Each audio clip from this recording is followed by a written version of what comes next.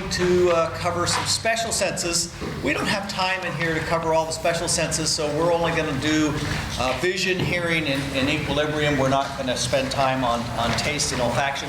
Your textbook has some interesting stuff in there. You, of course, won't be tested on taste and olfaction since we don't have time to cover. So let's start with the eye. If you take a look at the external structures of the eye, easy things that people know about because you can see them. You have eyebrows, eyelids, and eyelashes. Important for protection, right? They stop things from getting into the eye and damaging the eye. On the surface of the eye, there is a conjunctiva that you can't see normally. So it would be in this area, all the areas except for over the cornea. Nice clear protection comes over the top of the eye and underneath your eyelids, so it helps protect the eye. It's also very smooth and moist, so it allows for smooth movement of the eyelids over the eye. There are blood vessels that are in the conjunctiva, and when they become inflamed, you can start to see the red blood vessels in the eye. If they become really inflamed and infected, we say you have conjunctivitis. And? This is on the inside of the eyelid? Yeah, so on the underside of the eyelid, okay, and over the top of the eye, but not over the cornea. Okay, so it would be on the white of the eye. Okay. So when somebody's eyes get really red, that's what you're seeing. You're seeing the conjunctiva. Yes? What causes that? Causes the conjunctivitis. So conjunctivitis could be caused by lots of things. One of them would be bacteria. So it could be a bacterial infection, but it could also be exposure to dust and particles, dryness in the air, lots of things. Is that the same thing as pink eye? Well, pink eye is really very specific. In pink eye, conjunctivitis has occurred, but it's a very specific bacterial infection. All right. Lacrimal glands, you know that you have to keep those eyes moist, and so you actually have lacrimal glands all over the eye, but the real big lacrimal glands are located laterally and superior, and of course they produce the tears that flow diagonally across the eye and then end up into that lacrimal duct and drain into the nasopharynx. Very important for moistening the eye. They are also slightly antibacterial, so they help to kill bacteria. When I was a kid, sometimes my parents, when my eyes were inflamed, would put eye drops in my eyes, and I could taste the eye drops. It's like, how can I taste eye drops? Right? Well, the eye drops were clearly running right into the lacrimal duct and down into the nasopharynx where there are some taste buds. The other thing, when I was a kid, my youngest brother used to tell me that he could blow air out of his eye. And I never believed, right? He'd plug his nose and blow really hard and say, feel right there. I said, you can't blow air out of your eye. And then, oh gosh, it's probably been 10 years ago, I was surfing through the channels and they had some Guinness Book of World Records, and the guy had the Guinness Book of World Records for shooting milk out of his eye. Some of you seen this? It was the most bizarre thing. And so apparently the guy had been swimming underwater in his pool and sneezed and reflexively grabbed his nose when he sneezed, and he noticed that bubbles were coming out of his eye. And so from there, he decided that he could put milk in his nose and blow very hard and squirt milk out. So some people apparently, this duct doesn't just go one direction, it can go the other direction. So I have since apologized to my youngest brother. I said, okay, you probably were blowing air out of your eye. Extrinsic eye muscles. So these are the muscles that control movement of the eye. We talked about them a little bit when we were talking about the cranial nerves. They are named by how they attach to the eye and where they are located next to the eye. So they're really straightforward. Did you learn these in anatomy? Yeah, so they're easy. So just a quick review for you. So remember, rectus means straight. So you have the superior rectus and you have an inferior rectus. You have a medial rectus on the other side there, and of course a lateral rectus. So they hit the eye straight on. Oblique means at an angle. And so you have a superior oblique and an inferior oblique. So they allow you to move the eye a little more of an angle, right? Some rotational movement that you can get. Recall that, again, the cranial nerves control these, so the only, so we had the oculomotor nerve that controlled all of those muscles except for two, right? And you remember the two that were special, we had the abducens that controlled the lateral rectus, and then the trochlear that controlled the superior oblique. And superior oblique,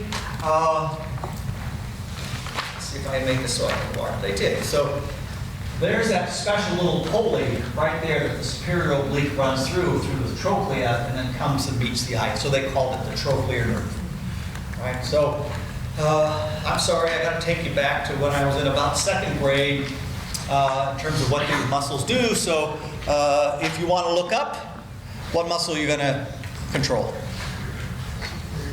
Superior rectus. Look down. Inferior rectus. If you want to look out, lateral rectus, look in, medial rectus. And then for diagonal, look all around, if you will, right? Oblique. So I used to say when I was in 2nd grade, look up, look down, look all around, look at my thumb, gee, you're done. It was amazing thing I could do when I was in 2nd grade. So ideally, the eyes are aligned together, so that helps to give us stereoscopic vision. But sometimes the eyes are not aligned, so that the muscles may be too tight on one side or the other, which causes the eye then to move either inward or outward. You would maybe say cross-eyed, but we would say this is called strabismus. Right? So this is strabismus. The eyes are not properly aligned. The brain wants to see a single view of the world, and when a person has strabismus, they're going to get a double image of the world. Right? So it's not going to be a single image. The brain doesn't like that, and so the brain then begins turning off one of the eyes. It will ignore one of the eyes, and if it continues to turn one of the eyes off, eventually the child will go blind in that eye. Even if the eye is later repaired, the child will go blind. Something we call, you don't need to know, but amblyopia.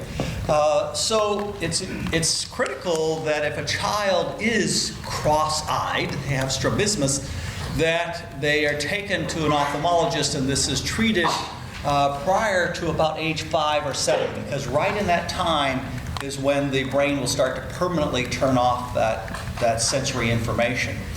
Sometimes correcting this is as easy as giving the child an eye patch to wear on the good eye, the dominant eye.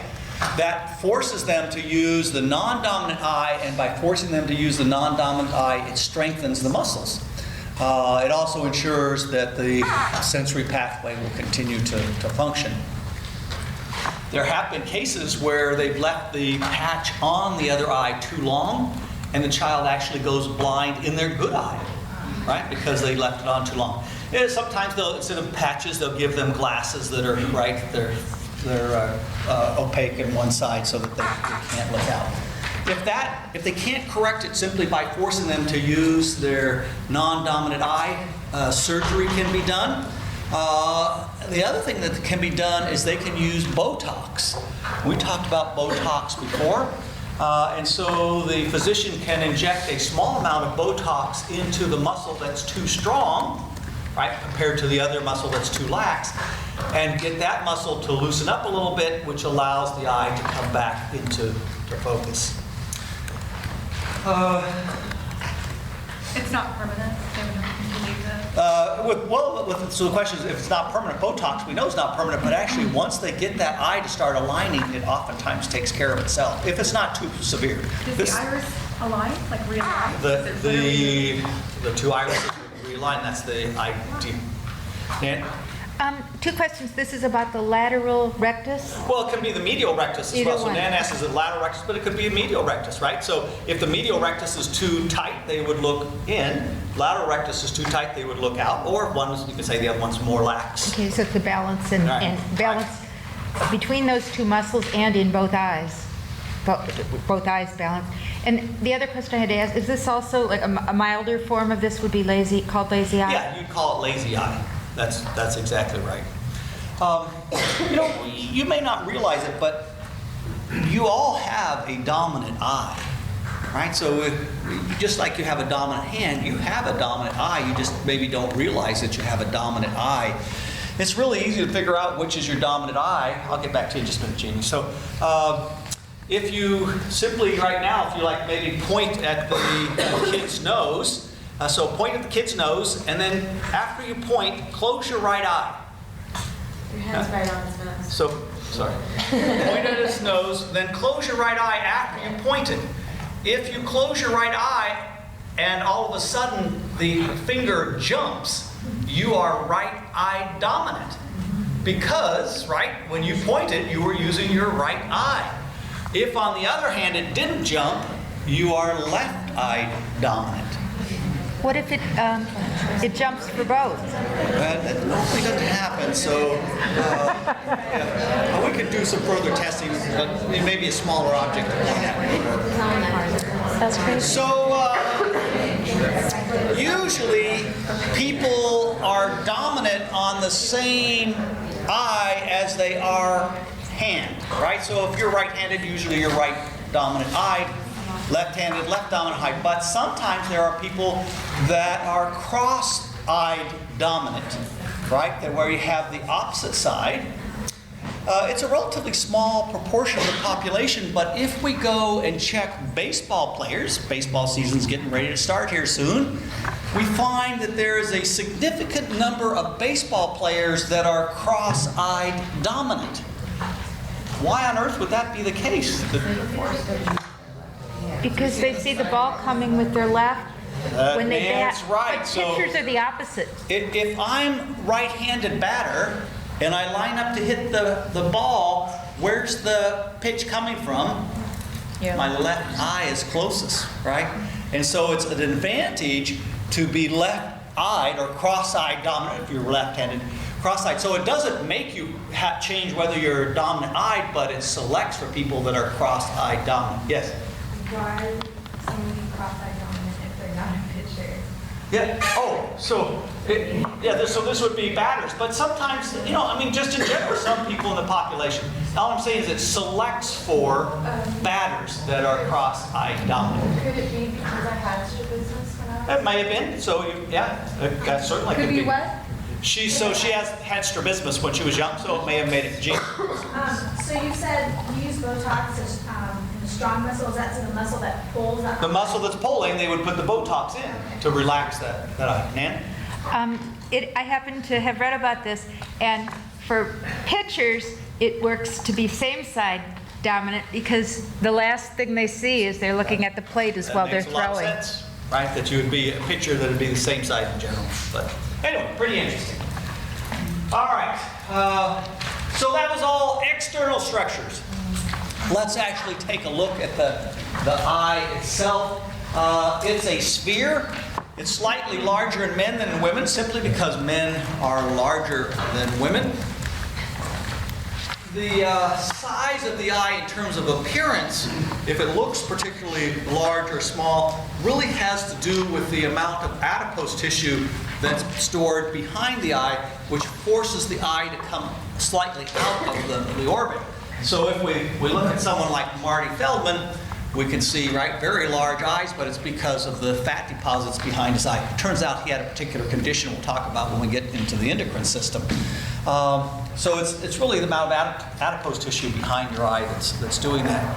When I first learned this, I was in college. I was dating a woman who had very beautiful, large eyes. I was very excited that I knew then why her eyes were so large. And so I shared that with her, that the reason that her eyes were so large was because she had lots of adipose tissue behind it. She did not have the same thrill that I did. Was that your last date with her? That was pretty close. Is that hyperthyroidism? It's actually, yes, to hyperthyroidism. We'll talk about it when we get to the endocrine system. All right, so let's look at the eye. So the eye is a sphere, and we can peel it kind of like an onion, starting on the outermost layer and we'll work our way in. All right, so we'll do this from the outermost layer. In the outermost layer is a very tough white layer that we call the sclera. It's fibrous. It helps to hold the shape of the eye. So here they labeled it the diagram, right? The outermost layer. If we follow that sclera to the front of the eye, all of a sudden it goes from white to clear, forming the cornea of the eye, which of course, right, we want to be able to get light into the front of the eye. So we get there to the cornea. It's a clear structure, living cells. You know, if you just stop and think for a minute, you know, I had you think about, gosh, how neat it is that neurons can store memories. Well, think for a minute about how unique it is for cells to be in our cornea and in the lens of the eye, to be living cells, but to be completely clear. I mean, that's incredible if you think about it, right? So here you have living cells that are completely clear, that allow light to pass through. So the cornea consists of some of those tissues. The cornea is actually one of the few areas on the surface of the body that are alive. Everything else that you see on me is dead, right? This is all dead. My hair's all dead. My skin that you're looking at, it's all dead, right? So really, it's just my cornea that's pretty much alive. My lips are a little pink because you can see the red cells right there, but that are behind in there. But otherwise, it's pretty unique material here that allows the cornea. And of course, the function of the cornea is to bend the light rays. Just behind the cornea is an area that we call the anterior cavity. So this whole big area. We'll divide it up into chambers here in a few minutes, but right now we're going to call it the anterior cavity. It's filled with a fluid called aqueous humor. That aqueous humor nourishes the cornea. So I said it's amazing tissue, this cornea, this living tissue that's clear. The other thing that's amazing about it, there's no blood vessels there. No capillaries, no arterioles, no venules. Right? I mean, if you had blood vessels in your cornea, what would you be looking at when you looked at the world? Blood. Blood vessels, right? So no blood vessels are in that tissue. Instead, the cornea is getting its nourishment from the fluid that's behind it, we call aqueous humor. And it's also getting oxygen from the atmosphere. So we're able to pick up oxygen from the atmosphere. Many years ago, when they first came out with contact lenses, it's hard for you to believe this probably, but the contact lenses were actually made of glass. They weren't made of plastic. They were not breathable, and people would put their contact lenses in their eyes, and those contact lenses worked great, but if you left them in overnight, they deprived the cornea of any oxygen. The cornea would become quite edematous. It would swell up and have edema, and oftentimes the lens would just stick right to the cornea. I had a roommate who came home drunk one night and he fell asleep, and the next day we had to take him to the ophthalmologist to have the contact lenses removed. Luckily now they're made out of plastic and they're generally breathable, right? So they let some gas exchange occur. All right, so the aqueous humor nourishes the cornea. At the junction of the cornea and the sclera, there's a little tiny canal, right? So here it is. It actually runs all the way around the eye, and it's called the canal of Schlemm. Okay? The canal of Schlemm. And that's going to be important to us because that canal of Schlemm is a drain for the aqueous humor. It allows the aqueous humor to drain. The canal, it's not just that blue. Yeah, it's this blue little dot that they're trying to show. It runs all the way around the eye. They can't show it through this. Okay? Is that what gets blocked up with glaucoma? It is what's occurring in glaucoma. We'll get to glaucoma though in a little bit. Okay. Schlemm's a nice name, right? We talk about naming a daughter Odendria. You might think if you have a boy child, think about naming them Schlemm. When my ex-wife and I were talking about names for Nathan, she was coming up with all kinds of names that I thought were way too kind of preppy. And so I countered her every time she'd come up with a preppy name. I'd say, well, how about Rocky? And then I said, how about Schlemm? And since Schlemm Fuller, they won't forget Schlemm, right? I mean, anyway, we ended up luckily for Nathan. All right, so that's the outermost layer. The next layer down, if we peel, is the middle layer of the eye. And in that middle layer, we're going to find a dark area that we call the choroid layer. So it's not shown here, it's shown in pink. Let's see how enlarge that for you. All right, so there's the sclera. Next layer down, this pink layer, but it would be dark. That dark layer that's there is called the choroid layer or choroid coat. It has lots of melanin in it. When you look into somebody's eye, it's dark in there. Right? It's dark in there because of the melanin that's in that choroid coat. It helps to absorb the light. In albinos, maybe you've never seen an albino person, but you certainly have seen albino rabbits and rats. What color is it when you look in there? It's reddish pink, right? Because of all the blood vessels that are in there. In many animals, they, instead of just having melanin in there, they also have a reflective pigment that you don't need to know, but it's called tapetum. And that allows light rays when they strike to start to bounce a bit, which alerts them at night when they're trying to see things at night. We don't have the tapetum, but maybe if you dissected a cow's eye or sheep's eye in anatomy, you got to see some tapetum. What does it look like? I dissected a sheep's eye. Yeah, so it has a nice kind of iridescent blue color to it. You shine a flashlight into a cat's eye or dog's eye, what do you notice? It shines back, right? Because of this tapetum that's in there. So if we follow that choroid coat all the way to the front, we're going to come to some structures that really aren't part of the wall as such, but they're structures that we need to talk about, and now's as good a time as any to talk about them. So when we get to the front of the eye, we want to talk about a structure called the ciliary body. So here we come, right? We're coming to the front. Here's the iris, there's the lens. This structure right here is called the ciliary body. The ciliary body has two major functions. It produces aqueous humor and it focuses the lens. Right? So it produces the aqueous humor and it focuses the lens. So a minute ago I said that Schlemm's canal drained the aqueous humor. Well, it's constantly being produced by this ciliary body. They're trying to show you with the arrows the pathway. So the fluid being produced flows into this anterior cavity and eventually empties into Schlemm's canal. So constantly produced, much the same way that cerebrospinal fluid is done, right? Same idea. So little capillary beds that produce that and a place for it to drain. The iris of the eye, of course, is the colored portion of the eye that's there.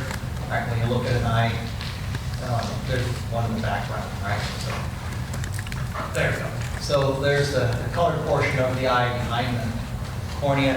And of course, the hole in the iris is called the student. Oh, no. Pupil.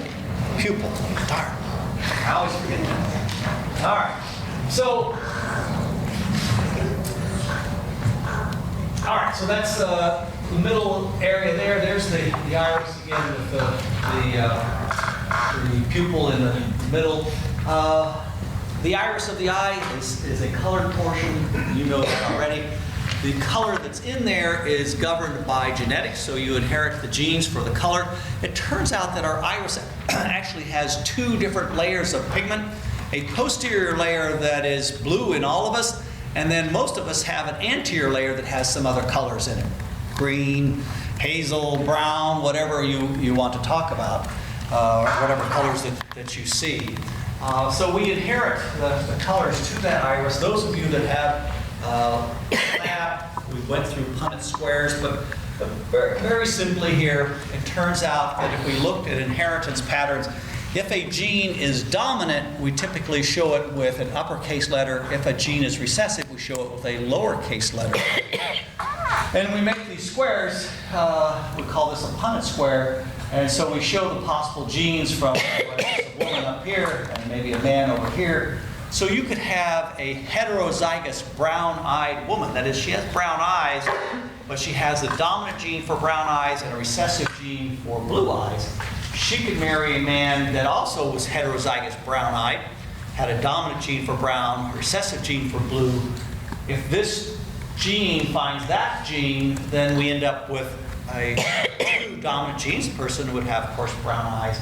This gene with that gene, heterozygous brown-eyed.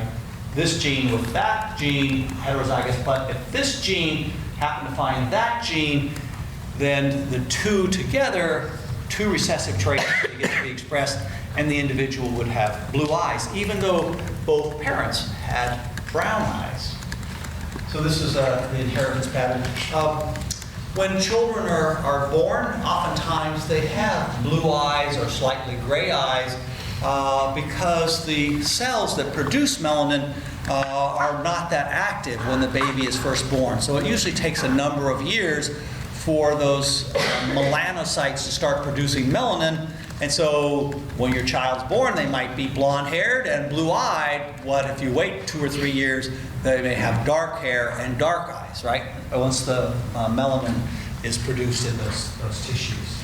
Sir, so this is why people with blue eyes tend to be photophobic?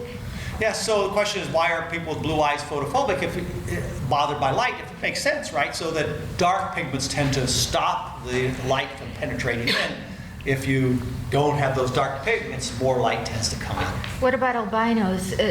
For albinos, it's horrible, right? Do they not have the blue either? Yeah, they're not going to have the blue color, and they're going to have the pink behind, and it's horrible for albinos. Yeah. I've only known one in my life, but he wore very dark sunglasses all the time that he was out.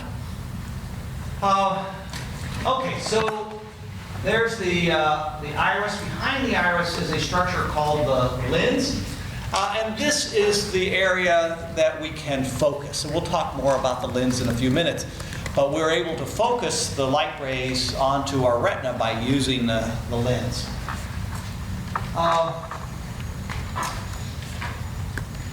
So a few minutes ago I said there's an anterior cavity, right, that is filled with aqueous humor. It turns out that anterior cavity is actually subdivided into 2 chambers. And until I studied the eye, I never realized that there was a difference between the terms cavity and chamber. But in the eye, there is a difference. And so everything in front of the lens to the cornea, we're going to call the anterior cavity. But it is subdivided into 2 chambers by the iris. So in front of the iris is the anterior chamber. Behind the iris and between the iris and the lens is the posterior chamber. Okay, so an anterior and posterior chamber found in the anterior cavity of the eye.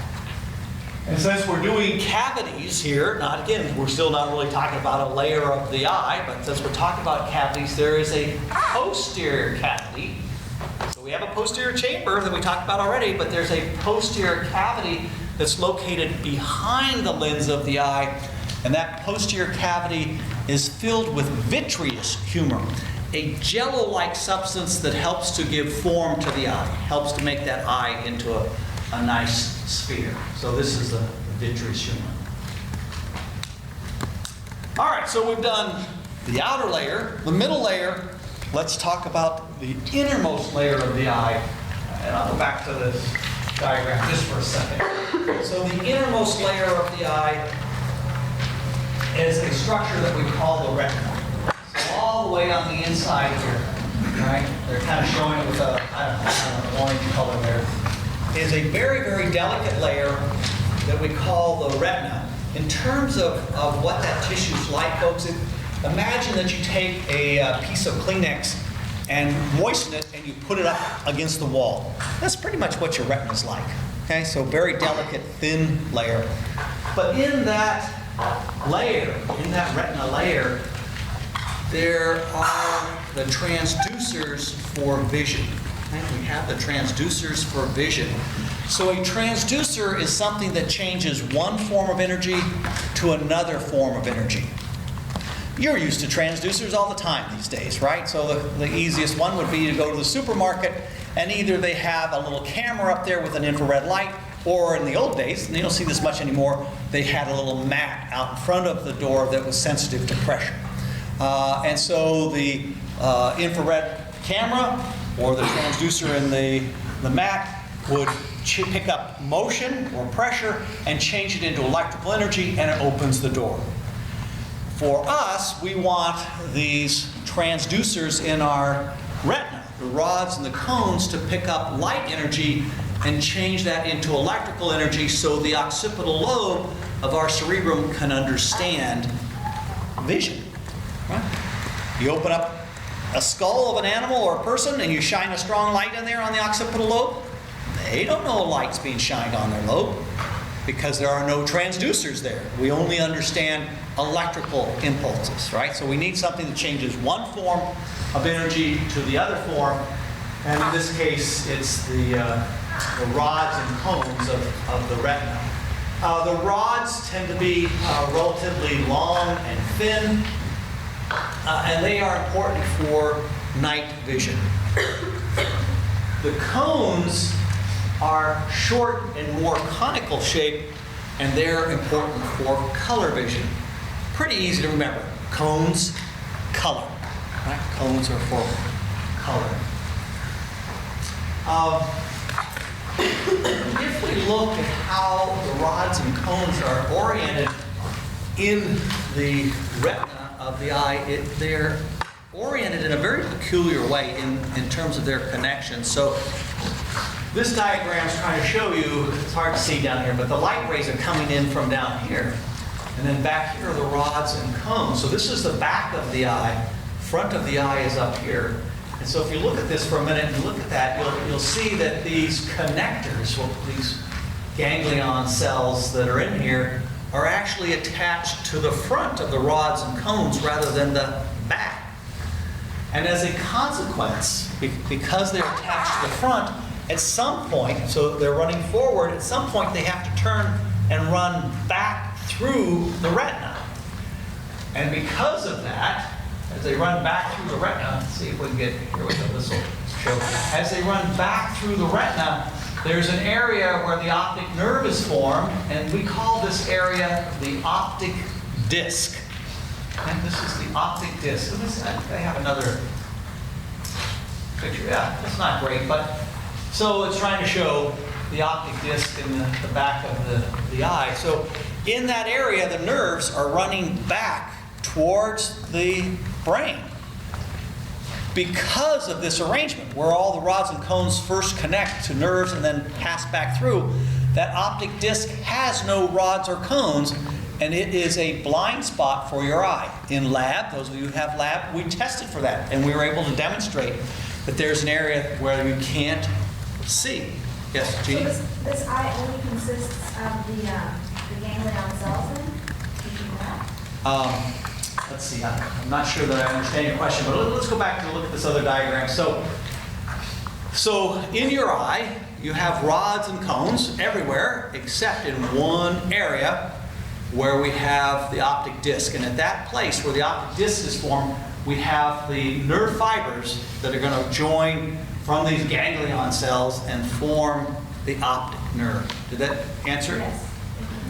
So the ganglion cells, like how far forward do they? Oh, this we're talking a very, very. So the question is, how far forward?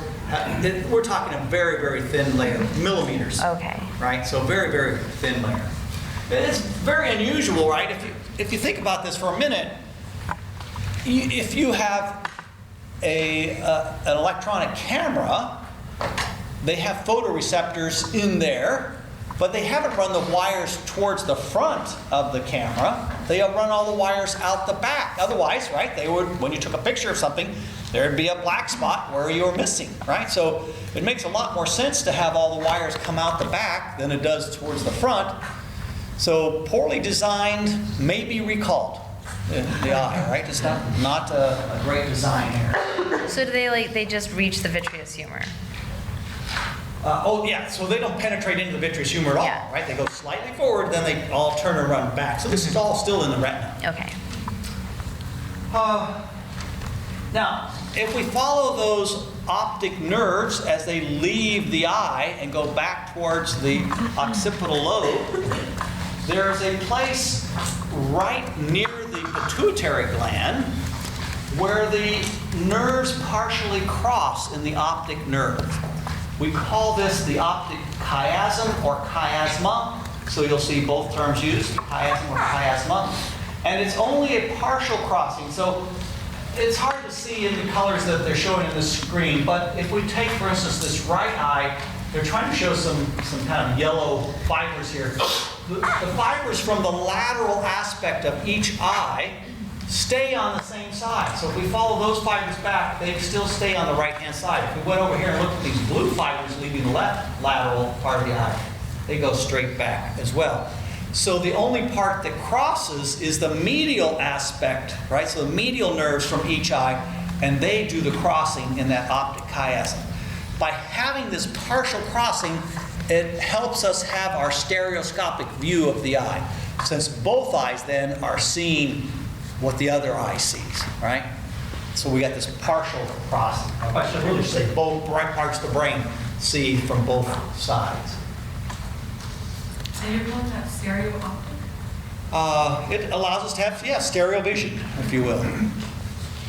All right, so let's look at these transducers. Okay? Let's look at these transducers. If we start with the rods, it turns out that you have about 20 times more rods than you do cones. Okay? So about 20 times more rods than cones. So mostly what you have in your eye are these rods and not the cones. They tend to be peripherally located.